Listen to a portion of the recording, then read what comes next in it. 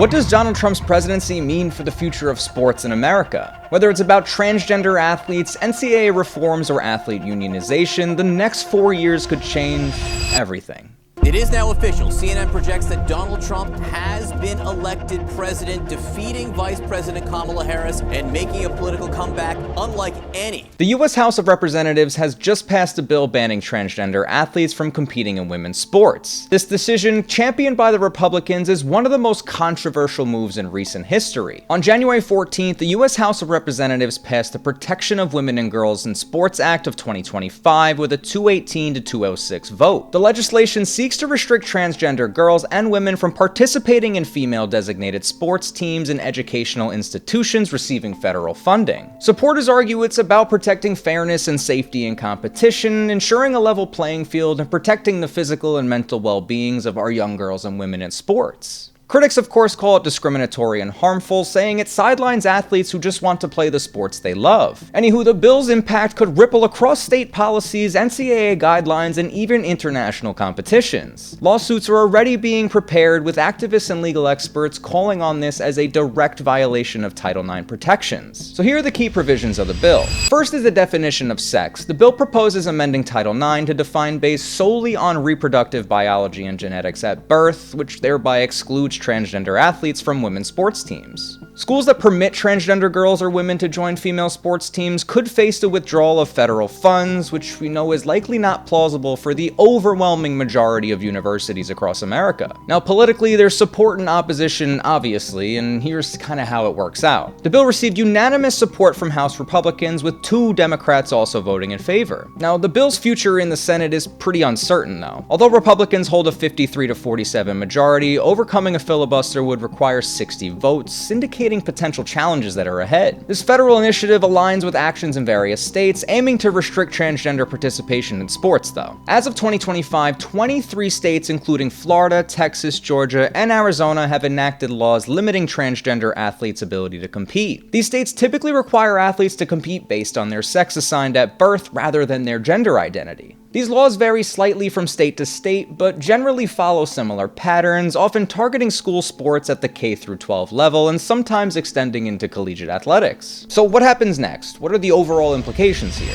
First, let's talk about the legal implications. Opponents argue that these laws conflict with Title IX of the Education Amendments of 1972, which prohibits sex-based discrimination in federally funded schools. Lawsuits are likely to escalate to higher courts and probably reach the Supreme Court at some point. And if federal policies promoting transgender inclusion are at odds with state laws, schools may face uncertainty about compliance. Transgender rights advocates may argue that these laws violate equal protection under the 14th Amendment, too. There's also educational implications. Schools that might need to implement new policies to comply with state laws will potentially redirect resources away from educational initiatives, and that's huge. A patchwork of laws could lead to unequal opportunities as well for students depending on where they live or move. And also, fewer transgender students may participate in sports, which completely misses out on opportunities for personal growth, teamwork, and scholarships. There are plenty of other mental, physical, social, and other implications as well to consider. But second up is the NCAA and athlete unionization. In a surprising move, Dartmouth's men's basketball players withdrew their petition to unionize recently. In 2023, Dartmouth men's basketball players took a bold step forward by filing a petition to unionize and argued that the NCAA's outdated model left athletes without a voice in decisions that directly affected their lives. The fight for NCAA unionization didn't start overnight, though. I mean, it's been a long uphill battle that began nearly a decade ago. Actually, over a decade ago now. Back in 2014, Northwestern University football players made history by attempting to unionize. But in 2015, the National Labor Relations Board dismissed their case, citing the unique nature of college sports and concerns about potential instability in the NCAA. In the years that followed, the conversation only grew louder. I mean, athletes began to speak out about the NCAA profiting billions off of their labor while they struggled to afford basic necessities and maybe lived off ramen. Legal battles and public pressure led to some changes, like the NIL rules that now allow athletes to profit off of their name, image, and likeness, which don't even get me started. But that is just simply not enough, so Dartmouth tried to unionize, right? Well, sources close to the case revealed mounting pressure from university administrators, legal uncertainties, and the sheer complexity of challenging the NCAA's insanely powerful infrastructure that that's been in place for a very long time. Now, under Donald Trump's presidency, the chances are continuing to slim down for unionization, or really any increased rights. His administration has a track record of siding with the business over labor movements, which could lead to more protections for organizations like the NCAA, making it harder for athletes to gain any recognition as employees. And while the supporters argue this fosters economic growth, it poses new challenges for efforts like NCAA unionization. The reality is, many of these athletes operate as employees yet have no seat at the table. They're being treated as professionals more and more each day. I mean, no longer is this amateur, let's be real. But the push for broader reforms like profit sharing and collective bargaining still face severe resistance. The NCAA is at a crossroads. I mean, Republican victories in the 2024 election mean significant changes could be on the horizon, but maybe not so much in a pro-athlete way. And let's not forget, this goes way beyond the NCAA in sports, obviously. If Trump and the Republican-led Congress choose to strengthen protection for big business, it could influence everything from antitrust exemptions to the way student athletes are classified in the eyes of the law. This uncertainty is forcing athletes, coaches, and schools to rethink their approach to college sports and their futures. How do we preserve the realness and fairness of competition while ensuring every athlete is also treated with dignity and fairness and gets a shot? How do we navigate the complexities of modern sports and employment without losing the traditions that really made them so special for all these years and set them apart from the pro leagues? Looking ahead, the next 4 years will undoubtedly bring challenges, but with those challenges should bring opportunities as well. They have the opportunity to refine the rules, to empower athletes, and to ensure that sports continue to progress along with society and beyond. Whether it's through thoughtful legislation, creative solutions, or collective effort, the path forward will require all voices to be heard, athletes included. But what do you think? Can these challenges be resolved in a way that preserves the spirit of competition while also addressing the needs of the athletes? What are your hopes for the future of sports over the next 4 years? I mean, share your thoughts in the comments below. Let's definitely talk. And of course, I want to acknowledge that obviously there is way more at stake here in the next 4 years than just what will impact our sports world. But damn it, this is our world, and I wanted to cover how it could really change over what is gearing up to be